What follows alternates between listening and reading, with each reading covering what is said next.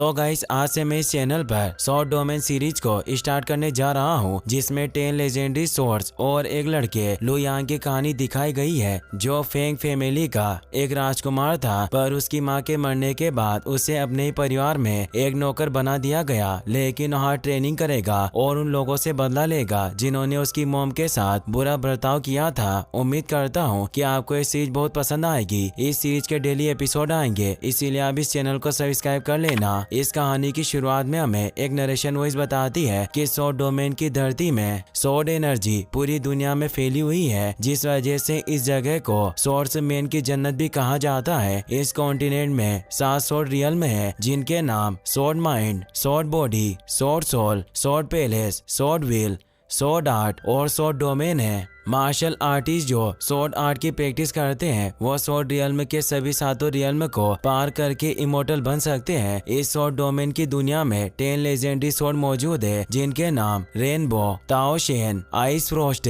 Star fire, mountain suppressor, wind chaser, silent thunder, crystal light, dark Kirin और blood goal है। ये सभी source elemental की ultimate energy को रिप्रेजेंट करती है, जिस वजह से सभी 10 सोर्ड के एलिमेंट्स अलग अलग है। रेनबो का एलिमेंट मेटल है, ताओ शेन का वुड, आइस फ्रोस्ट का वाटर, स्टार फायर का फायर, माउंटेन सरप्रेसर का अर्थ, विंड चेसर का विंड, साइलेंट थंडर का इलेक्ट्रिसिटी, क्रिस्टल लाइट का लाइट, डार्क किरीन का डार्कनेस और ब्लड गोल्ड सोर्ड का एलिमेंट ब्लड है। वक्त गुजरता गया और अब इस कॉन्टिनेंट में ग्रेट पावर के सिर्फ 5 कबीले ही बचे हैं, जिनके पास से लेजेंडरी सोर्ड्स हैं। सेंट्रल डोमेन के सोर्ड सेट के पास 3 लेजेंडरी सोर्ड है। ईस्ट डोमेन की हुआ फैमिली के पास माउंटेन सरप्रेसर सोर्ड, साउथ डोमेन की चू फैमिली के पास स्टार फायर, नॉर्थ डोमेन की लोअर फैमिली के पास आइस रोस्ट सोर्ड और लू फैमिली के पास लेजेंडरी रेनबो सोर्ड है, जिस वजह से वो वेस्ट डोमेन पर राज करते हैं। आज वेस्टर्न डोमेन की लू फैमिली के पेट्रियार्क ने सारे सोर्ड रियल्म को पार कर लिया है। उनका नाम लू शेन टोंग है। पूरे सोर्ड डोमेन में ऐसे बहुत कम सोर्ड मास्टर्स हैं जिसने सारे सोर्ड रियल्म को पार किया हो। हम लू शेन को देखते हैं, वो अपनी वाइफ फेंग किंग शी को याद करते हुए कहता है कि क्या तुम ठीक हो? 18 साल कैसे निकल गए, मुझे पता ही नहीं चला। अब तो हमारा बेटा काफी बड़ा और जवान हो गया होगा। लू फैमिली का मेंबर लू सिमिंग वहाँ आता है। लू शेन उसे कहता है कि मेरे पास तुम्हारे लिए एक मिशन है। मैं चाहता हूँ कि तुम नॉर्थ डोमेन की हेशान सिटी में फेंग फैमिली के पास जाओ। वहाँ जाकर फेंग किंग शी नाम की औरत को ढूंढो। जब वो तुम्हें मिल जाए तो उसे और उसके बच्चे को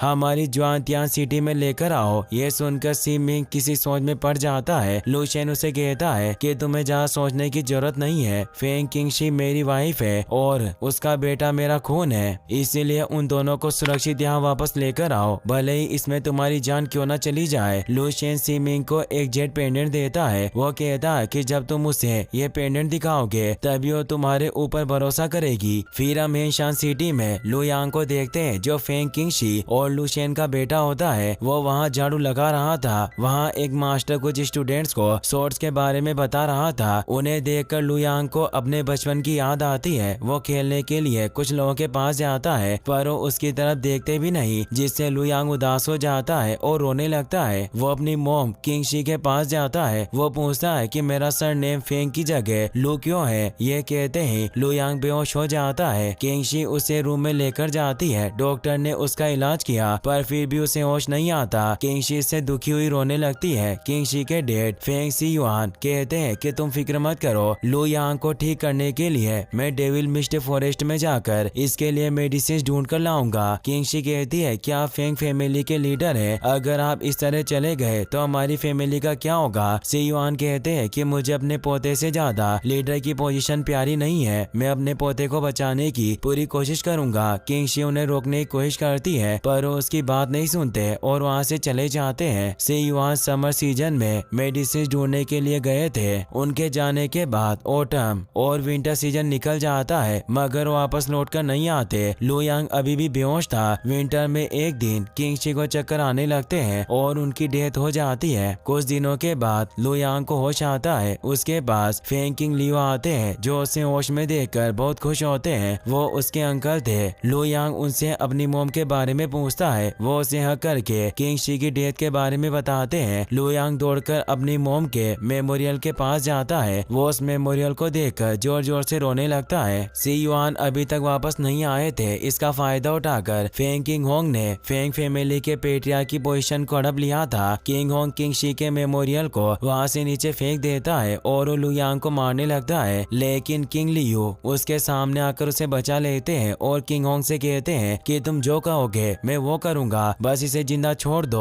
किंग होंग लू यांग को नौकर बना देता है और अपने बेटे के घोड़े को संभालने का काम दे देता है। फिर हम परजेंट में फेंग फैमिली के हॉल का सीन देखते हैं, जहाँ एक मास्टर अपने स्टूडेंट से कहता है कि यह पूरा यूनिवर्स सोर्ड एनर्जी से घिरा हुआ है। जो लोग सोर्ड की सोल को समझ जाते हैं वही सोर्ड की असली ताकत का पता लगा सकते हैं। हमें तब तक अपनी बॉडी में सोर्ड की एनर्जी को एब्जॉर्ब करना है जब तक हमारी पूरी बॉडी सोर्ड की तरह डिस्ट्रक्टिव पावर से नहीं बढ़ जाती, तब तक हम सोर्ड बॉडी रियल्म तक पहुंचने के लायक नहीं बन सकते।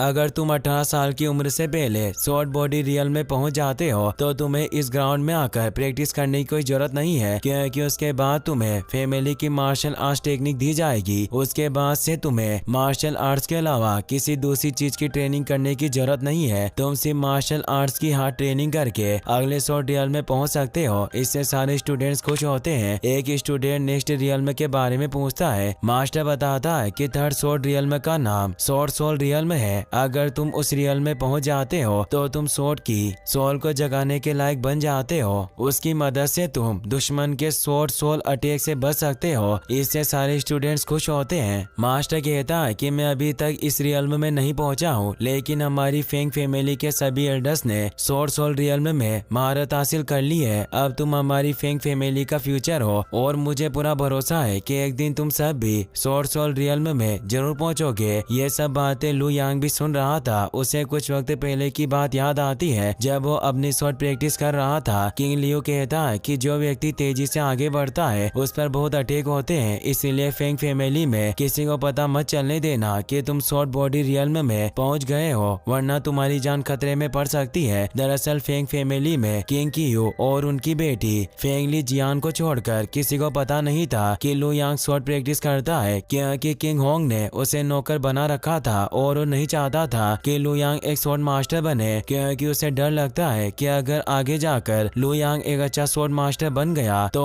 अपनी मोम की बेइज्जती का बदला लेगा और किंग होंग को मार देगा। ये सब बातें याद करके लू यांग कहता है कि जिस तेजी से मेरी शॉर्ट प्रैक्टिस चल रही है मुझे सोल शॉर्ट रियल में पहुंचने में ज्यादा वक्त नहीं लगेगा। इसके बाद मेरे इतने सालों की मेहनत सफल हो जाएगी। फिर हम किंग होंग के दूसरे बेटे को देखते हैं। उसका नाम फेंग ली चू था। कुछ स्टूडेंट्स उसकी तारीफ कर रहे थे क्योंकि वो शॉर्ट बॉडी रियल में पहुंच गया था। वो कहते हैं कि सेकंड यंग मास्टर अभी सिर्फ 17 साल के हैं और उन्होंने अभी ही शॉर्ट बॉडी रियल में महारत हासिल कर ली है। अपनी तारीफ सुनकर ली चू बहुत खुश होता है। ये सब बातें सुनकर लू यांग सोचता है कि रोज सुबह एक टीचर ली चू को ट्रेनिंग देता है और दोपहर को किंग होंग उसे शॉर्ट के बारे में सिखाता है। इसके अलावा उसे रात में हाई क्वालिटी का टॉनिक पीने के लिए दिया जाता है। वो 17 की उम्र में सिर्फ शॉर्ट बॉडी रियल में महारत हासिल कर पाया, फिर भी ये बेवकूफ उसकी इतनी तारीफ कर रहे हैं। अगर मुझे ये सब चीजें मिल जाती है तो मैं बहुत आगे निकल गया होता।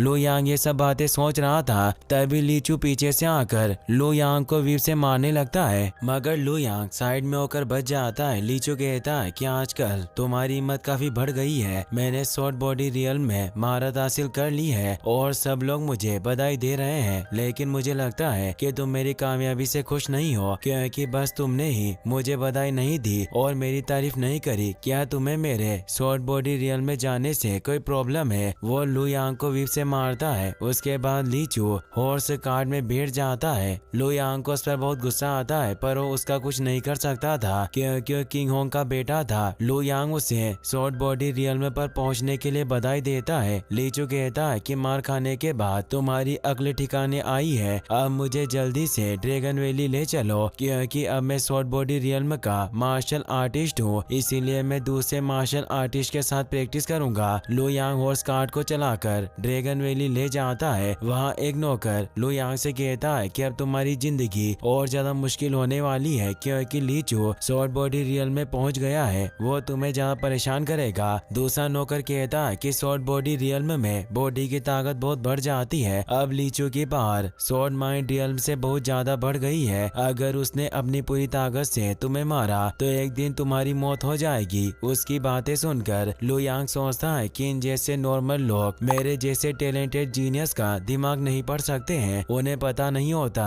कि हम अपनी किस्मत के बारे में नहीं सोचते हैं। इन लोगों को सिर्फ दूसरों का मजाक उड़ाना आता है क्योंकि इन्हें मेरी असलियत नहीं पता है। लेकिन अगर इन्हें मेरे बारे में पता चल गया तो ये मेरे सामने खड़े भी नहीं रह पाएंगे। लीचू अपनी बहन के पास जाता है, उसका नाम फेंग लीजू था। वो उसे बताता है कि मैंने शॉर्ट बॉडी रियल्म में महारत हासिल कर ली है। लीजू कहती है कि यह बहुत अच्छी बात है, तुमने हमारे पिता का नाम रोशन कर दिया। लीचू फेंग ली जियान से कहता है कि अब मैं भी शॉर्ट बॉडी रियल में पहुंच गया हूँ, तो तुम मुझे इस तरह क्यों देख रही हो जैसे मैं कोई कमजोर हूँ। ली जियान कहती है कि तुम फेंग फैमिली के सेकंड यंग मास्टर हो, मैं तुम्हें कमजोर कैसे समझ सकती हूँ। इसके अलावा तुम 17 साल की उम्र में शॉर्ट बॉडी रियल में पहुंच गए, ये काफी अच्छी बात है। लेकिन लीचू को लग रहा था कि वो उसे ताना मार रही है। वो कहता है कि तुमने मुझसे सिर्फ 1 महीने पहले शॉर्ट बॉडी रियल में महारत हासिल की है, तो इतना घमंड करने की जरूरत नहीं है। ली जियान कहती है कि क्या तुम भूल गए कि मैं तुमसे 1 साल छोटी हूँ। इस हिसाब से मैंने तुमसे 1 साल और 1 महीने पहले शॉर्ट बॉडी रियल्म में महारत हासिल कर ली। लीचू कहता है कि इससे कोई फर्क नहीं पड़ता,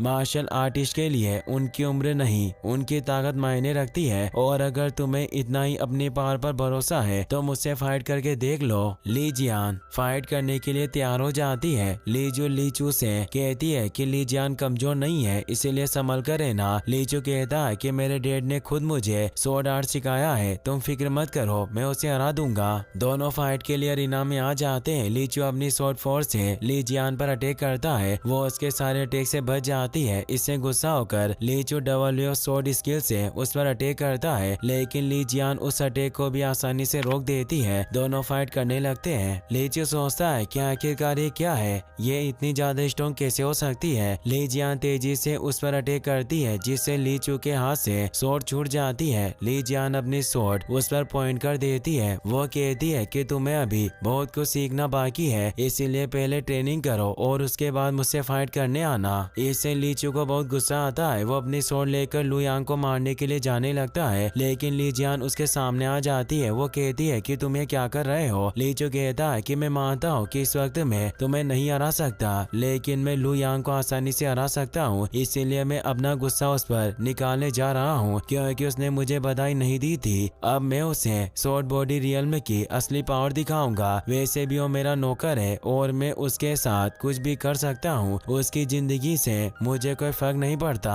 इससे ली जियान को बहुत गुस्सा आता है। वो लीजू से कहती है कि तुम अपने भाई को रोक क्यों नहीं रही हो, वो उसे जान से मार देगा। लीजू कहती है कि लू यांग मेरे थर्ड ब्रदर का नौकर है, वो जो चाहे उसके साथ कर सकता है, मैं उसे नहीं रोक सकती। वो लीचू से कहती है कि तुम जो चाहे वो लू यांग के साथ कर सकते हो, लेकिन सिर्फ उसे जान से मत मारना वरना मुसीबत में पड़ सकते हैं। लीचू कहता है कि तुम फिक्र मत करो, मैं उसे जान से नहीं मारूंगा, ज्यादा से ज्यादा मैं उसे अपंग बना दूंगा। लीचू उसे मारने के लिए जाने लगता है तो ली जियान लू यांग को वहाँ से भागने के लिए कहती है, लेकिन वहाँ से नहीं जाता। वो सोचता है कि मैं अपनी इस ताकत के साथ फेंग फैमिली का सामना नहीं कर सकता हूँ। अगर मैं यहाँ से भाग भी गया तो ये लोग मुझे ढूंढकर बहुत मारेंगे। वैसे भी मैं पहले से शॉर्ट बॉडी रियल्म में हूँ, मैं इस बेवकूफ के कुछ हमलों को सहन कर लेता हूँ, इसके अटैक से मुझे ज्यादा फर्क नहीं पड़ेगा। लीचू लू यांग को लात मारकर दूर गिरा देता है। यह देखकर दूसरे नौकर हंसने लगते हैं। लीचू ली जियान से कहता है कि ध्यान से इसकी तरफ देखो, तुमने मुझे कमजोर समझा, अब मैं इसे मारकर इस बात का बदला लूंगा। वो अपनी स्वॉर्ड एक्टिवेट करके लू यांग पर अटैक करता है, लेकिन वो लेटे लेटे ही उसके सारे अटैक से बच जाता है। इससे लीचू को बहुत गुस्सा आता है। वो कहता है कि तुम मेरे अटैक से बचने की कोशिश कर रहे हो, अब मैं तुम्हें जिंदा नहीं छोड़ूंगा। वो फिर से उस पर अटैक करता है, मगर वो इस बार भी उसके अटैक से बच जाता है। लीचू कहता है कि मुझे आज पता चला है कि तुम्हारी बॉडी काफी फ्लेक्सिबल है, इसका मतलब तुम किसी को बताए बिना सीक्रेटली मार्शल आर्ट्स की ट्रेनिंग करते हो। क्या तुम हमारे साथ गद्दारी करने की कोशिश कर रहे हो या मुझे मारने के लिए ये सब सीख रहे हो? लू यांग इसका कोई जवाब नहीं देता। लीचू कहता है कि तुम एक नौकर हो जिसका कोई बाप नहीं है, क्या तुम्हें सच में लगता है कि तुम फेंग फैमिली से बदला ले सकते हो? यह सुनकर लू यांग को बहुत गुस्सा आता है। उसे अपने बचपन की याद आती है जिसमें सब लोग उसे परेशान कर रहे थे और उसे पीट रहे थे। ये सब याद करके के लुयांग को बहुत ज्यादा गुस्सा आता है। इसी के साथ ये एपिसोड यहीं पर खत्म हो जाता है।